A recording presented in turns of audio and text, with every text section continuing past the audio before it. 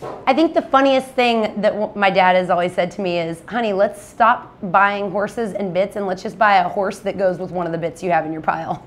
My dad was always so crazy about how many bits that I accumulated over the years. The irony is now I don't own very many. In fact, it took me like 10 minutes to gather up this many just to show you guys for this video. So my go-to bits are a smooth mouth D-ring or egg butt snaffle with split reins, and that's what I really, really love to ride in. But here are a few of my other favorites, and I'll tell you what kind of horses I use them on and why. This is the bit that I won the world in. So this I used on Baby Flo exclusively. I got this at a garage sale for $10. A gentleman thought that I needed it. Now, I want to caution you guys, on a bit that has a really tiny wire like this, it's very, very severe. I needed a lot of help after the 2013 NFR, where I was a barrel crasher and one of the worst barrel racers at Las Vegas. Get a little bit more control. So I think that you guys need to know, if you have a horse that's really shouldering and doing a lot of things that are like not corresponding with your cues, your leg cues, your hand cues, it's okay to move up to have a little bit more bridle. I am not a fan of over bridling your horse and doing something that's severe that's going to hurt you or your animal. I want your horse to be trained, and I want you guys to be communicating partners. So if you know how to use your hands correctly, this is something that I would recommend, but only if you are not a person that tends to have a temper after a bad run and wants to pull on your horse. If you do, please don't use this bit. If you're a person with really light hands that has problem with control, this is a setup that's really great for you. It doesn't matter who the maker of the bit is. What matters is the function of the bit. So you'll see that it has a really long area up here and a really long shank. So the purchase is long and the shank is long, and it's got about a 1.5 inch gag.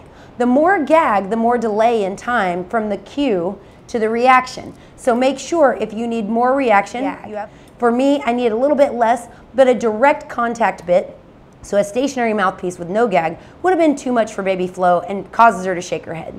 So in these kind of bits, you want to make sure that they're adjusted way high in the horse's mouth, and the curb chain sits really high. So not your typical curb chain. Take a look, because a lot of people that do the 2-finger rule, they simply don't know how their bit is made to operate. So the function of the bit was created by the bit maker, and not all of them are the same. I ride a really short rein on Baby Flo because I want the power steering to be really great. You'll notice that these reins have no knots. I use no knot reins on Baby Flo because of one reason. I started to get really complacent. If my hand was on the knot and she reacted in a way that wasn't effective, I told myself that I did everything I could do, why didn't she do better? Instead, I took the knots away and slid my hand down to where I knew I could grab her and make her make a move. In doing that, I made myself accountable for giving my horse a better command when she maybe was being a little bit naughtier. You guys, so I use little babysitter tools and try to use things that will really help you and your horse. Take a little bit more accountability, it will help you in the long run. So here's the bit that I work Baby Flo in. A lot of people call these a stationary O-ring, a D-ring, an egg butt. I've been criticized for calling these the wrong name. You take a look, call it whatever you want, but this is what I use on Baby Flo. In the warm-up pen or on my colts when I'm loping circles and doing different things. Now, I switch day to day from smooth mouth to twisted because I don't want to make my horse's mouth sore in any way. So if they tend to pull on something, I'm going to put them in a lighter bit. But if they pull to a point where they're being really naughty, put something with a little bit more bite on them and make a quicker command and then quickly release them. Just know your horse is always looking for a release. So be really, really cautious and find little steps in progress. You don't want to constantly pull on your horse's mouth because it's just not going to help either one of you.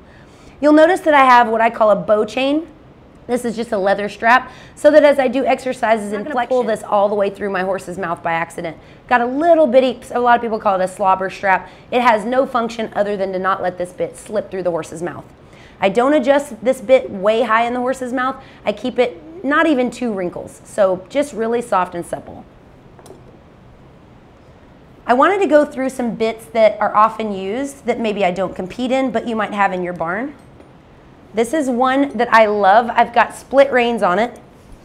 Very few horses can actually run successfully in this bit. I'll tell you that right off the bat. So if you have this in your arsenal and you just want a horse that you want to use this on, it's going to have to be a very special horse. I call this the runaway bit. I used this on Baby Flo's dad. And I used it when I wanted him to be really free running. So on a horse that's super ratey, this is really great. But if your horse is a shouldering horse, you're going to run out of control and they're going to be able to push on this.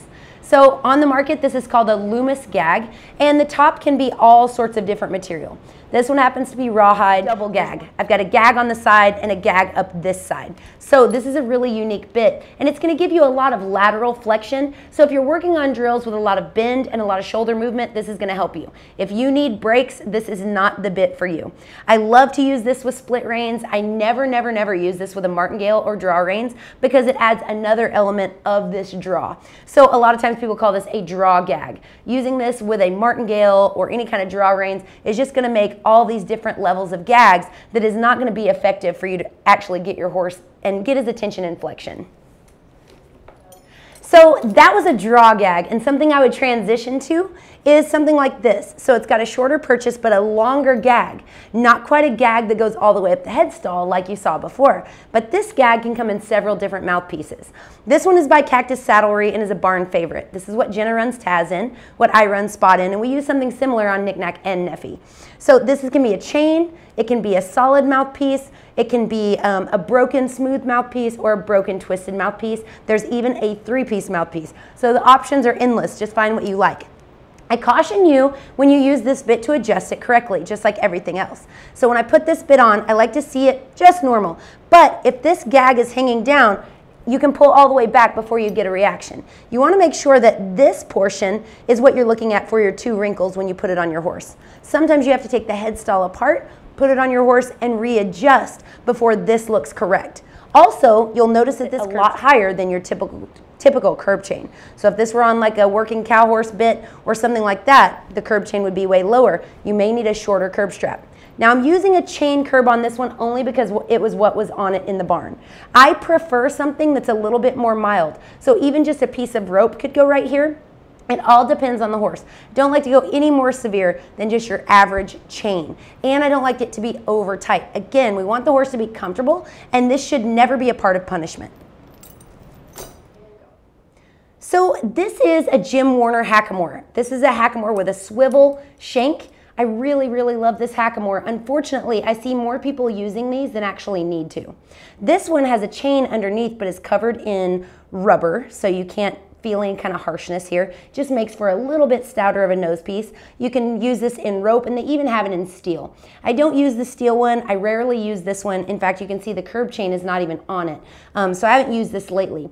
I caution you guys from using this too much because a lot of people that aren't super educated on bits will think that they're doing their horse a favor by leaving their mouth by not having an actual bit through it. This is still a bit, even though it doesn't go through your horse's mouth. A horse that has this kind of headgear on can tend to push through your hands. So they can use this brace and learn to really push. Using this on a shouldering horse is the worst case scenario for your hands, for your actions, and for your runs. You can pick this up and it tends to pull on both sides, dropping your horse's nose toward baby flow, and a lot of the horses that I ride during the week. You can see that she's got a curb chain that's merely just a little leather strap, so there's not anything here to really grab a hold of your horse. This setup is with split reins, so we use it primarily for legging these horses up, doing drills, and doing flexion during the week. I bet that we use this bit about 5 days a week to try to help get these horses' attention and level them out. It helps get their head down, and we can work on getting that pull to flex and getting them to flex around as we're riding during the week. This is a fantastic bit to use while you're legging your horses up and making some runs. The adjustment is the same as just a traditional bit, so because this isn't necessarily something we use as a performance bit, just a soft adjustment where you can see 2 wrinkles. This can be just as baggy as you want it, and a split rein is fantastic. Because it's a direct bit and there's no gag, you've got to use a lot of hand gestures directly. So sliding your hand down and really asking for your horse's face left to right is the way you want to go. If your horse is super broke to neck rein, then this is also a great bit to ride around in. If your horse isn't, you might want to go to that egg butt or D-ring to help your horse get a little bit more broke and soft to the sides. This is definitely my #1 go-to recommendation for a finished horse during the week for exercise and drills.